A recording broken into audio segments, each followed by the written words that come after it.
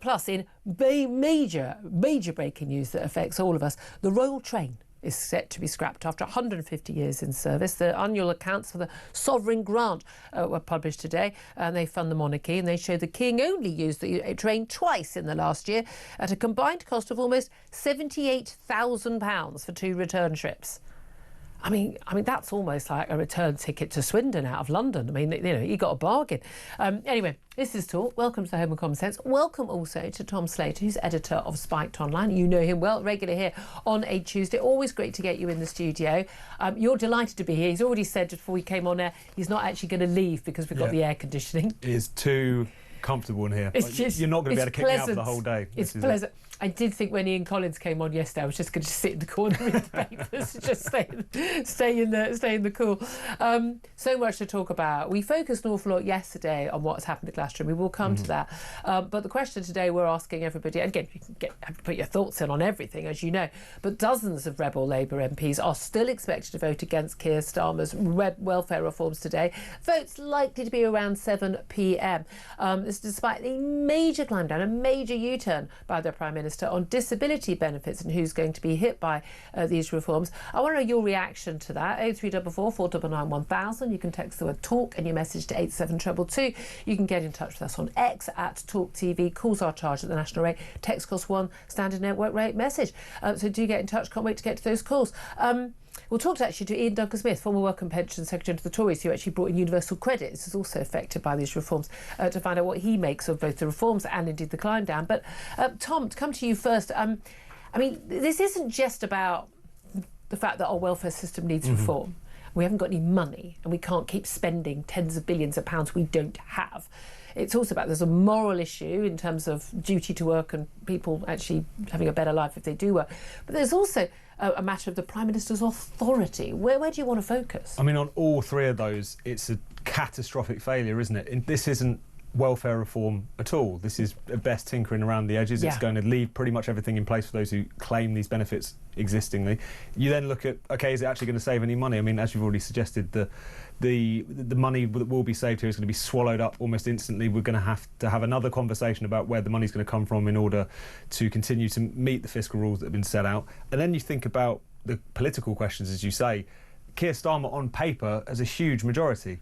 This is someone who should be riding high 1 year into his premiership. I mean, over 400 MPs and working majority of 156. This is an incredible situation in which you've had, first of all, such a plunge with the public this quickly, but to have your own parliamentary party revolt against you, a party, let's not forget, that was stuffed full of Starmer loyalists. They were very tightly controlled who was selected. Yeah, the Corbyns and Easters were largely absolutely. You know, the kind of Starmerite loyalists are all over this party, and yet even they're feeling emboldened to rebel, which is a really bad sign for any Prime Minister. Labour MPs largely don't vote for welfare reform. I mean, Tony Blair's biggest rebellion that he faced was over welfare reform. And there is just, again, you've got to remember, you know, Labour MPs are often elected by people on welfare. Gordon Brown's entire shtick as Chancellor of the Exchequer, other than orchestrating the end of boom and bust, how'd that work out, everybody, was basically putting everyone on the payroll. If everyone gets working tax credits and this and that, so even people who are working will get benefits. One of the biggest lies about these reforms, I mean, it affects universal credit, but it also affects the PIP payments, personal independence payments. And everyone says these are they're a working age benefit. You know, you can only get them if you're between 16 and 65. But also, everyone says, but people are working. This is a benefit that people get to help them work. Well, the majority of people who apply are working. The majority of people on PIP are not. Only 1 in 8 people who are on this benefit, which supposedly is giving people greater mobility and help with the extra expenses of living with a disability or an illness of some sort, that they will get that extra money and that will enable them to carry on working. Well, it would seem to do the exact opposite. And of course, we know, I completely get that there are illnesses and health problems that people have which are not visible, and that somebody who has a severe mental health problem, whether it's severe depression or something, but a severe mental health problem, is as unable to work as somebody is unable who in a wheelchair to, you know, be a scaffolder. You know, let's not pretend that, oh, you don't look disabled, you can't be disabled. We're not talking on that sort of stupid level. However, the massive explosion in the number of people who've been claiming disability benefits for mental health problems, particularly young people, since 2020, since COVID, since lockdown. And Fraser Nelson, who the former editor of The Spectator, did a brilliant documentary showing how there's actually incentives in the system for people who are working there to sign people off and say, I feel suicidal, great, tick, guaranteed, you get your benefits, nothing to discuss. Massive exposure in those people, way out of kilter with any other country in the Western world. We clearly have a problem, but it doesn't look like Labour are willing to get to grips with it. And that's not only an issue for those people and for us taxpayers, it's an issue for our economic credibility as a nation, isn't it? Because we can't make the numbers add up. Absolutely. It's also just a fundamental human tragedy. You have so many people, for whatever reason, some of it could be that they have become kind of trapped in this system because of the perverse incentives. In some cases, people almost feel kind of encouraged to kind of double down on their, say, mental ill health because of the fact that it's basically what's keeping just about a roof over their head. This is a horrendous tragedy. You've got vast swathes of towns and cities across the UK in which you've got huge numbers of people on some form of benefits, and also the extent to which, particularly if you look at the disability benefits as you've been talking about, the way that has exploded in such a short period of time. Do we genuinely think that those kinds of gains out of the blue, that as a result of the experience of the last 4 years, that those numbers should have shot up to the extent they have? It's a nonsense. And I think with Labour, as you were talking about earlier, it's been a long-term shift, but it's interesting, isn't it, that this is really just what the Labour Party is for now. It's for people. It's the party of welfare. It's no longer the party of work. It's no longer the party of Labour. Clue used to be in the name. And that refrain you hear from so many different Labour MPs, I did not get into politics to cut people's benefits. I mean, also you get it on one level. They don't want to do anything that might push more people into poverty and whatever. And the result, but at the same time, the whole point should be about reforming the system in such a way that it means that people never have to be trapped in this situation in person. But also, which is not a great life if you're just existing off of the and also, and we know again, if you had a bit of depression and then you're off work and you're on low income but you're off working and then you feel I can't get back into work. I mean, I think if there's anything guaranteed to give you depression, it's going to be that. Exactly. I know that lockdown hit a lot of people. I know a lot of people, especially with had teenagers and young adult children who were really damaged, hugely damaged by this. The solution is not for them never to work. The solution is not that and to be consigned to that life, but also loads of other countries had the same thing, and their youth are not in the same position. That's so they have much higher youth unemployment. So maybe it's just a fiddling of the figures that we've seen. But there we are. But we've had this massive rebellion threat, and 126 Labour MPs signed this reasoned amendment, which would basically struck down this bill. Over the weekend, we had signed of Concessions. Work and Pensions Secretary Liz Kendall did her I'm terribly caring. I'm wearing my sackcloth and ashes white shirt. I look like a Mormon. No, but it was like ridiculous in the House of Commons yesterday with these concessions. The concessions are massive. It's basically half of what they were planning to do. Yes, they are. One of the good things is this idea that you're right to sort of try. So we've had this situation where people can't try and get into work because if you get into work and it doesn't work out, you then lose all your benefits. You have to be reassessed. You start again, and then you might lose what you had. Well, maybe you didn't need what you had, you could argue, but that's a very big disincentive to people to try and improve their lives and to come off the taxpayer. But crucially, this idea that this benefit clampdown will not affect current PIP claimants. So only people from November 2026. So in a year and a half, only from then. There's this review carried out by Stephen Timms, who's one of the ministers. That won't report until then. So the argument is, there's going to be two-tier system. Yes.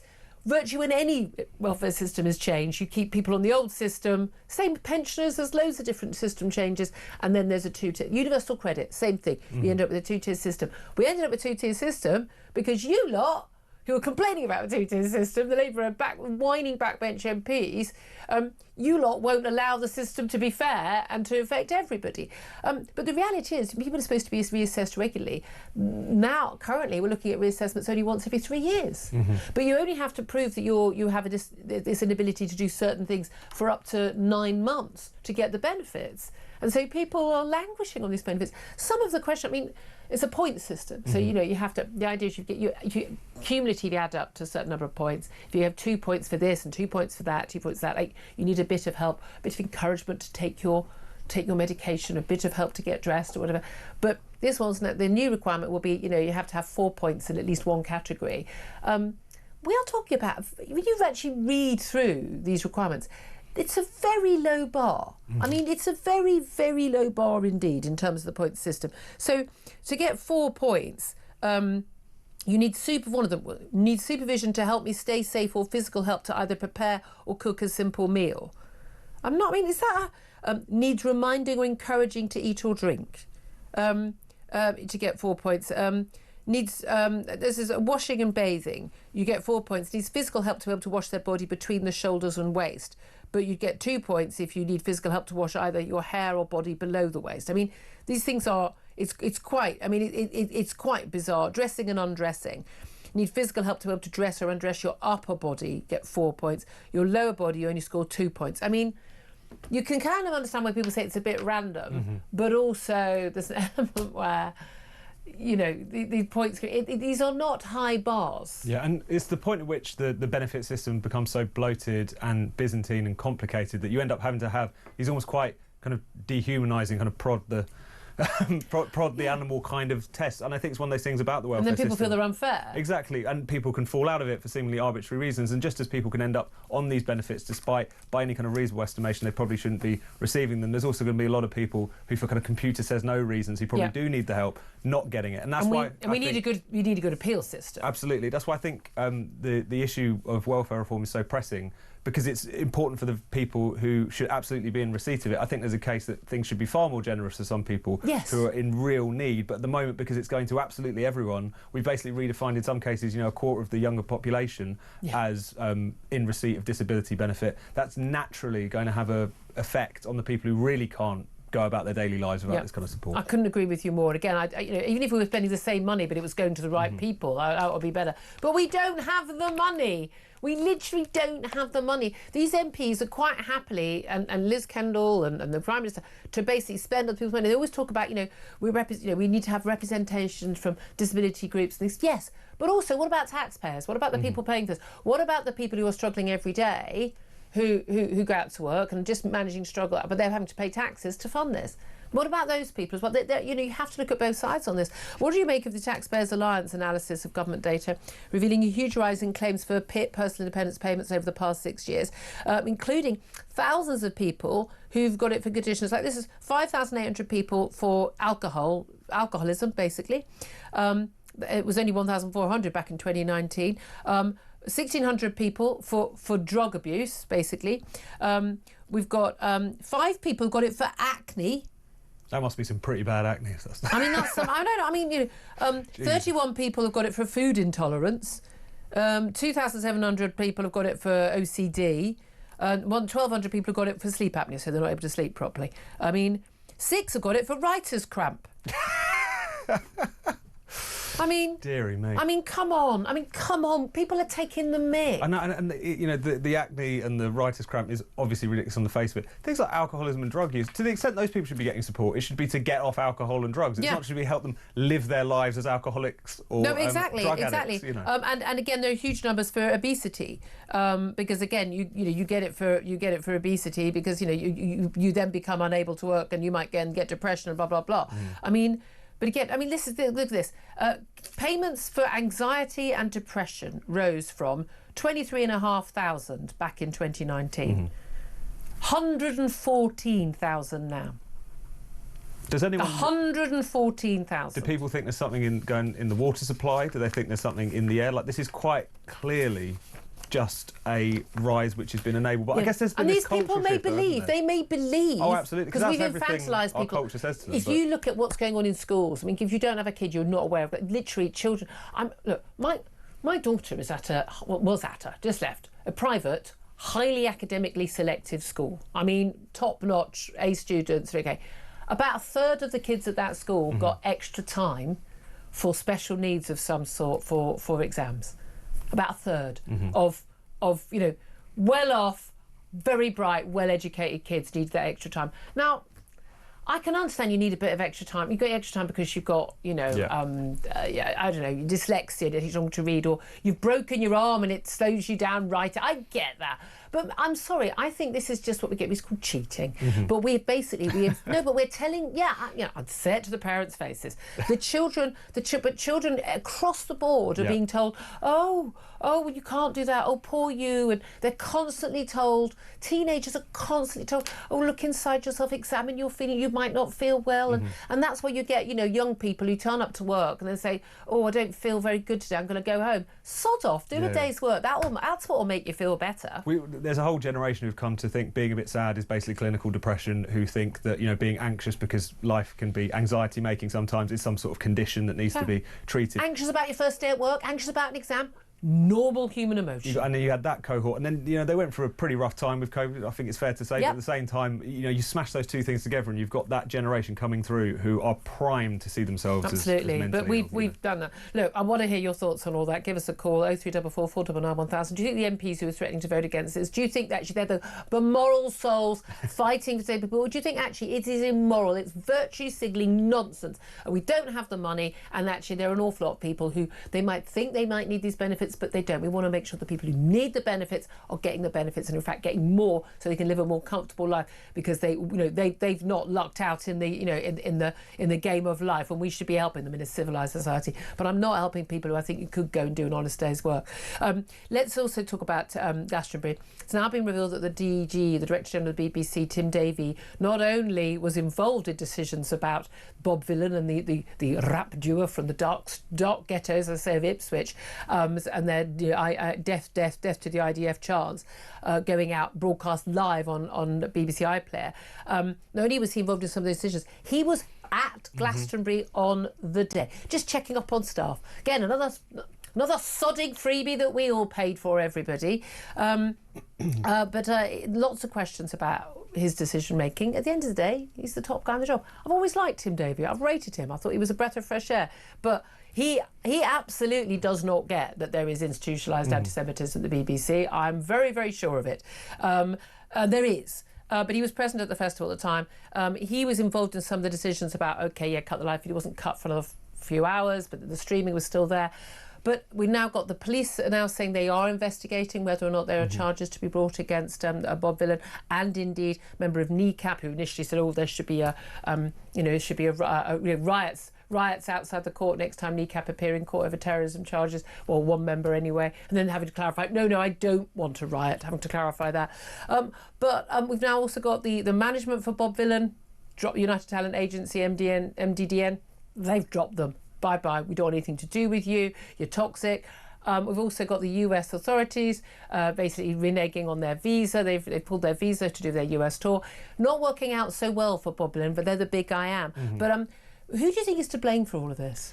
I mean, there's so many people to blame, isn't there? I mean, first of all, there's Bob Vylan themselves and the disgusting, despicable, the glee with which they did that, the fact that they clearly knew the world was watching, and that they chose that opportunity to let out this blood-curdling, Jew-killing slogan, absolutely despicable.